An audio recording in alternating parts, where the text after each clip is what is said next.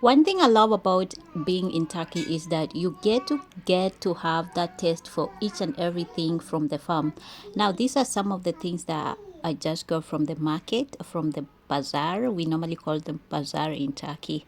And my little girl, she's ready to actually bite. I already washed these strawberries and she's so happy. She loves to eat this kind of fruit. She's gonna make a lot of little noise. She's gonna tell me how they are sweet, and I just enjoy seeing how being happy and growing and testing different kinds of food and different kinds of fruits.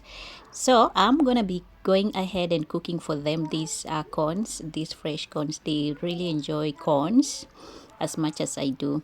And while I'm doing this today, I'll be telling you a story how I embrace, or maybe how I learned how to make traditional Turkish food, or maybe some of the Turkish cuisines. I'm still learning, but at this point I still feel like I can make something that looks like Turkish, not Kenyan but Turkish.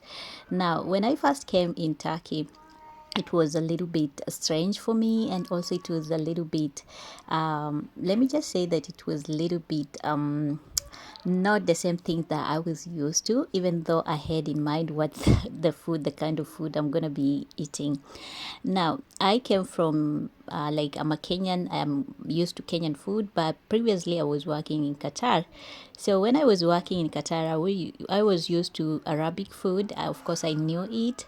I knew how to prepare some of it, but I didn't particularly participate in the cooking. Okay, like cooking for people each and every time. Like, it was a long time before me just cooking for the family and making sure that the food that you are cooking is perfect. Now, today, while I'm speaking, or while I'm telling you this story, I'll also be preparing, my English is not good, be preparing it is kind of traditional food. It's not commonly cooked each and every time, but it is so common in Turkey, especially during the celebration, or maybe in especially if you have guests, you can actually make this kind of food. So, as my kids are actually busy chewing corns, I'll be in the kitchen trying to actually normally want to chase them out of the kitchen because it is really dangerous for me to cook and they're gonna be disturbing me. So today I'm gonna be making this kind of food, which is actually called sarma. Okay, and this is a common Middle East food that I knew it even way before I came in Turkey. They are actually pretty much easy to make. You can make using minced meat, some rice, but for today I'm just keeping it simple because of my kids. So I'm gonna be mixing the two, the rice and bulgur pilau, and all these vegetables. We have chilies, we have eggplants, we have red chilies, we have onions, we have coriander, we have tomato, and I'm gonna be needing also tomato paste and spices. So now, first thing, I'm gonna actually go ahead and do what make sure that I'm cleaning up everything. So you're gonna be actually seeing what I'm doing. It's not something hard, you can do it. Okay, well, I'm telling you maybe my first experience cooking for the Turkish family and how I learned to cook this food. Now, for the best part, most of the time I spend a lot of time actually seeing, just maybe for the major part, I spend a lot of time seeing my husband making them, or maybe not my husband, my mother-in-law, because my husband never taught me these traditional foods. He just cooked Turkish food, but not to this extent. So for the first time, I saw my mother-in-law making this food, and I just knew that I can do it. And previously, I had known this kind of food from Arabic people, because where I lived, they used to make this kind of food a lot of times, especially during the Ramadan. Okay, so it's not too much different. Okay, so the only twist I'm doing here, it is mixing maybe the rice and the bulgur pilau. But for me, if you ask me, I'll just choose either way. Okay, it can do. And sometimes we normally use minced meat, but for today I'm not using minced meat because the yesterday we ate meat and my kids don't like too much meat. Okay, so as you can see, I'm frying the onions, and I'll keep on adding in stuff like that until I finish. I make the, this will be the stuffing rice, okay? So sometimes how I knew about Turkish food is when we were dating with my husband. I used to ask him, what are you eating? And he could tell me, oh, I'm eating this kind of food. And he could video, like we are on video call, he could tell me, or he could show me what he's eating, and then I could ask him what's the name of this food.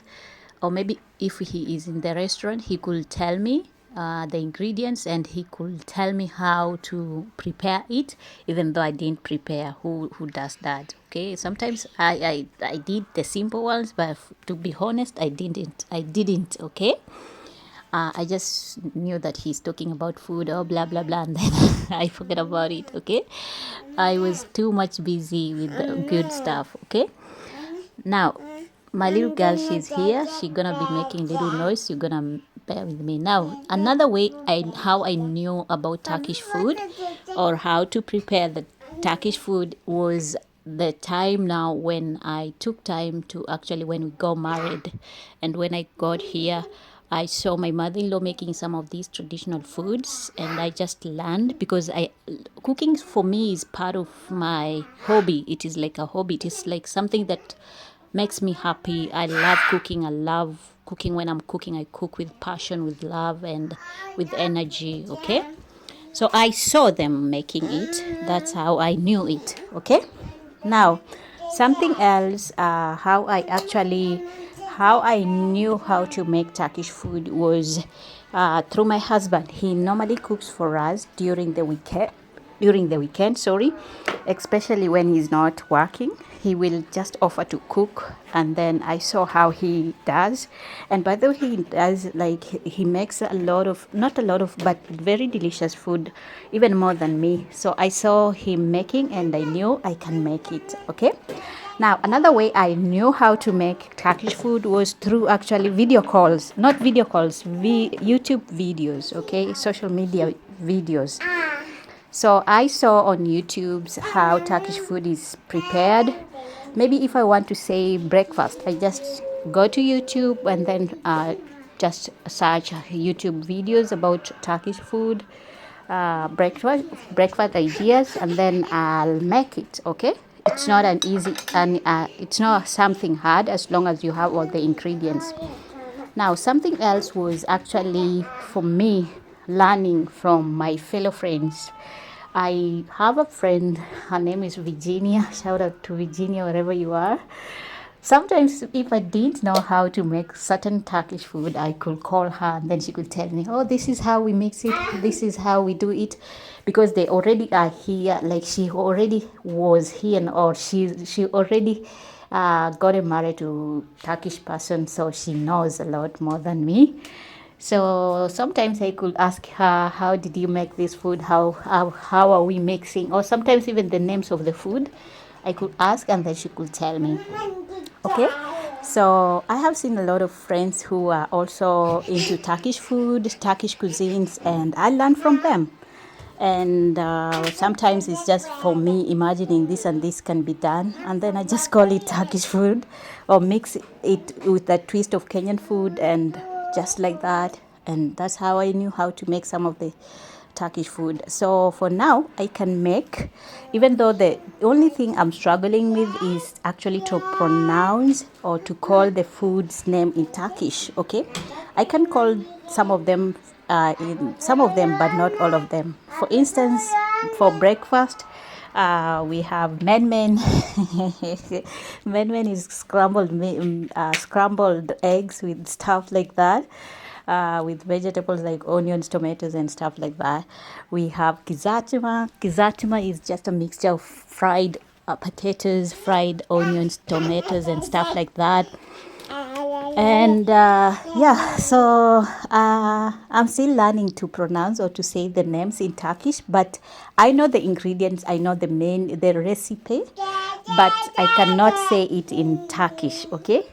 So I think I'm about to finish my cooking or my food, as you can see. And also, by the way, this is my own creative way. Normally, we don't do this. They don't do this. They make little by little, one by one leaf by leaf, and then they just make everything. Because I didn't have time, I just rolled the one line, bake like bake in and rolled, and then put in the oven. But this is not the normal way we normally make it, or they normally make it, but it is the same. It's gonna come out as long as it's gonna be cooked and it's gonna be eaten. Okay, so that is it for today, guys. If you're liking my content, you want to support me, you want to hear more stories, and you want to stick on these videos on this channel, please do me one favor, guys. Like the video, subscribe to my channel, and until next time, guys, I'll see you. I'm gonna enjoy my food. I'll put it in the oven for at least 45 minutes, and then once it is done, we're gonna be enjoying with, maybe you can serve with some yogurt aside, or any other food, okay, that you have, any other stew that you have in the house. So I have some stew, that meat stew that was yesterday, that I'm gonna be serving aside, or maybe I'm gonna be serving as a side food, okay, and then we're gonna call it a day. Okay, it was so yummy. Let me not kid you, this food is super yummy. It is delicious, nutritious. You must have, oh, maybe you, if you can, try it. So these leaves are actually crepe leaves, don't forget about that. Okay, so I'll see you next. See you.